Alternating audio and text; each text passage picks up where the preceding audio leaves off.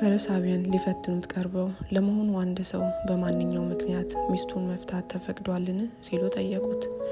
እርሱም መልሶ እንዲህ አላቸው፣ ፈጣሪ በመጀመሪያ ወንድና ሴት አድርጎ እንደፈጠራቸው አላነበባችሁምን? እንዲህም አለ፣ ሰው አባቱንና እናቱን ይተዋል፣ ከሚስቱም ጋር ይጣመራል፣ ሁለቱም አንድ ስጋ ይሆናሉ የተባለው በዚህ ምክንያት አይደለምን? ከእንግዲህ አንድ ስጋ ናቸው እንጂ ሁለት አይደሉም። ስለዚህ እግዚአብሔር ያጣመረውን ሰው አይለየው።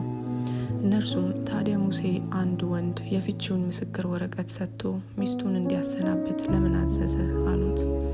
ኢየሱስም እንዲህ አላቸው፣ ሙሴ የልባችሁን ጥንካሬ አይቶ ሚስቶቻችሁን እንድትፈቱ ፈቀደላችሁ እንጂ ከመጀመሪያው እንዲህ አልነበረም።